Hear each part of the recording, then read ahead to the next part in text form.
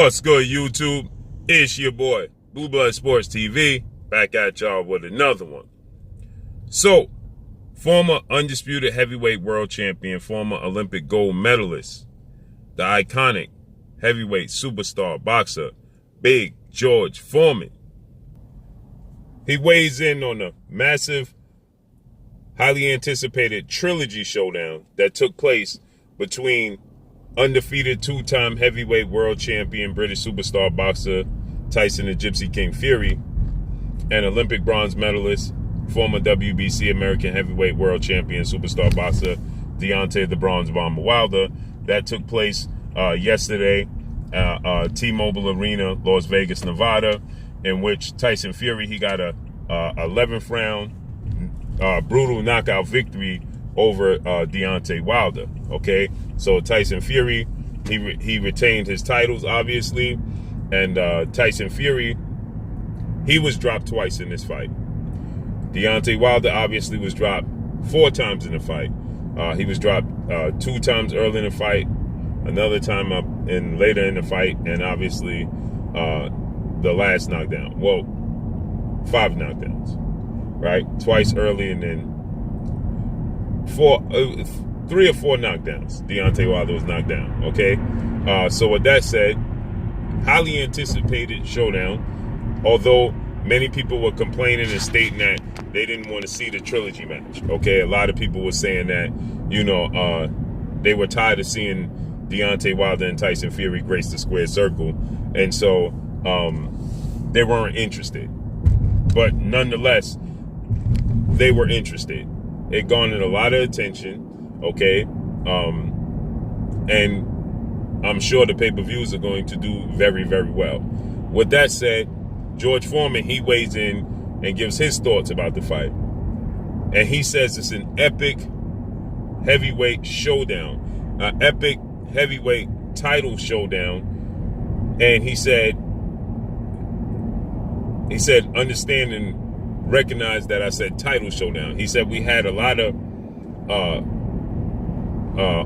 epic showdowns. He said himself and Ron Lyle was an epic showdown. He said, but notice I said title showdown because there haven't been this many heavyweight title showdowns that were this epic. So he stated that he put a lot of emphasis on the fact that it was a title fight.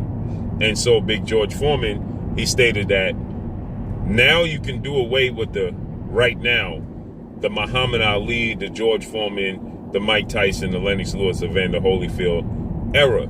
He says, because now we are living in the present times of Deontay Wilder, Tyson Fury, and the other heavyweights we have in the world, right? So George Foreman, he states that now is the time to embrace Deontay Wilder, embrace Tyson Fury, embrace the Anthony Joshuas of the world, embrace these fighters because they are giving us epic showdowns. Don't wait until later to recognize and see that these guys have put on big epic fights, right?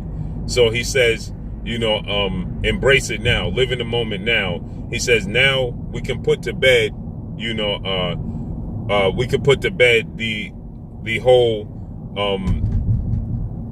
He said now we can put to bed the whole talk of, Muhammad Ali, Mike Tyson, and Evander Holyfield. We can put that era to bed, right? He says now we can live in, the moment and embrace the moment of Deontay Wilder and Tyson Fury. He says it was an epic showdown, and obviously somebody had to lose, right? He says epic showdown, obviously somebody had to lose, and the person that lost obviously was Deontay Wilder, right? He was brutally knocked out in the 11th round, okay? And so George Foreman, he says that this is right up there with those fights. This is right up there with the legendary Muhammad Ali, Joe Frazier fights, the legendary, Ron Lyle, George Foreman fights. Although those fights, he says that was action-packed fights, those were great fights, but they weren't title fights, right? And so he said that, we need to embrace what we have in front of us. And I agree. Okay. we had the second fight. There was a lot of controversy that surrounded the second fight. The first fight saw Deontay Wilder drop Tyson Fury twice, and people thought that and felt that Tyson Fury outboxed Deontay Wilder. Okay, then we had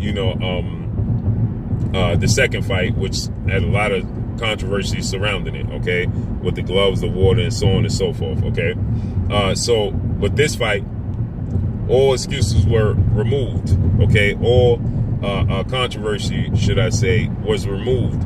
Outside of the fact that we know that Tyson Fury still wanted to wear the Pathfinder Sport brand of MX Everlast gloves, and there still seemed to be little to no padding in the gloves.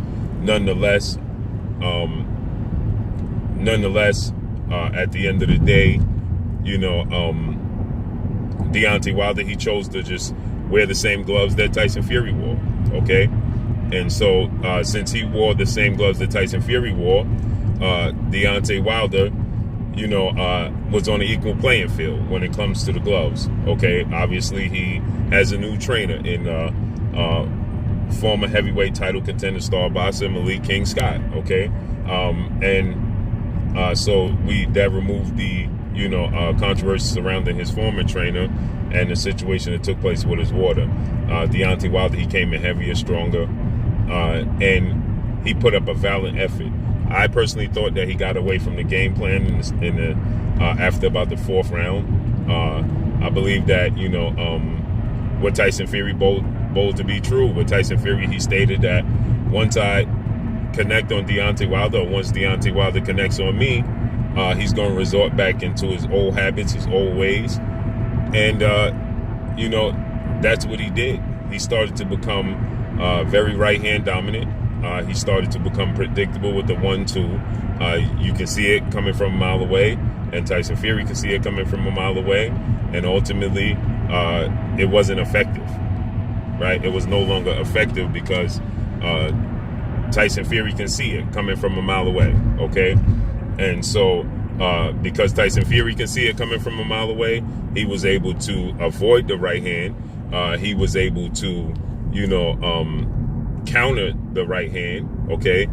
He was able to make adjustments to his right hand, and ultimately, that was the difference in the fight, because Tyson Fury started to back Deontay Wilder up, and Tyson Fury, he started to land his own 1-2. They both became right hand dominant as the fight played on. Both guys became right hand dominant as the fight played on, okay?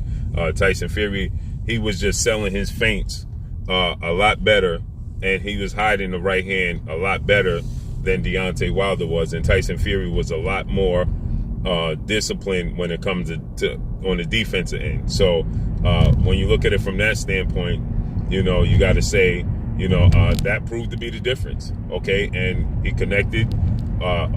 He started to wear Deontay Wilder down, obviously with his size.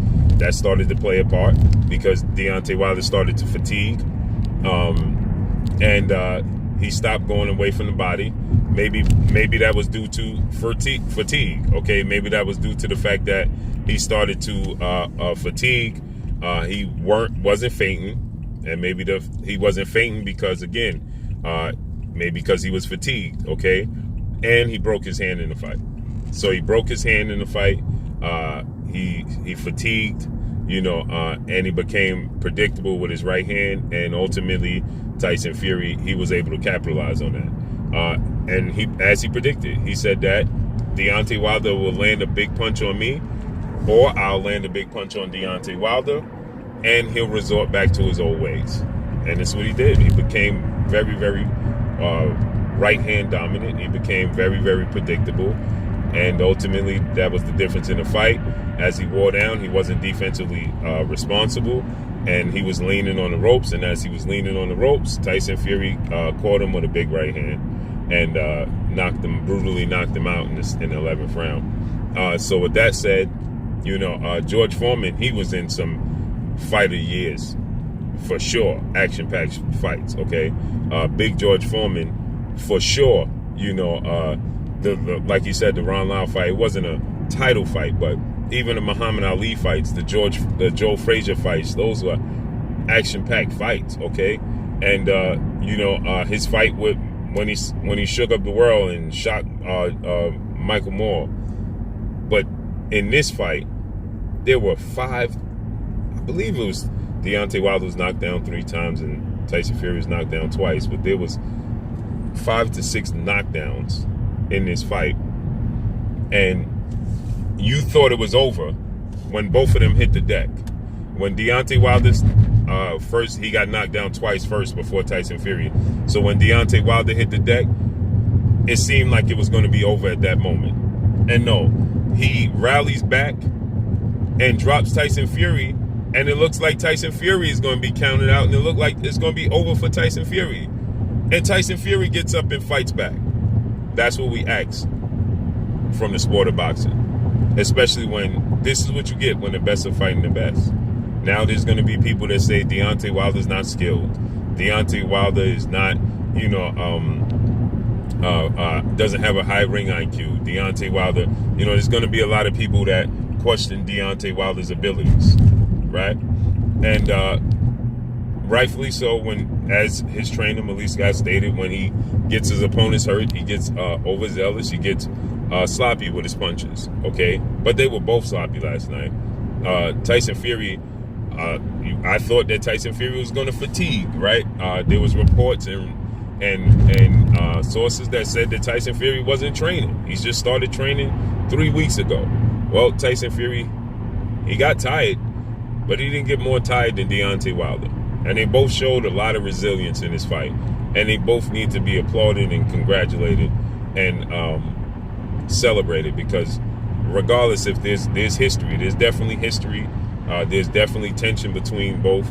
But at the end of the day, you can't take away the fact that this was an epic, action-packed fight that's going to go down in the history books. No doubt about it. So Big George Foreman, he says, don't down either guy. Now we can celebrate. We should celebrate both guys and uplift both guys and live in the moment.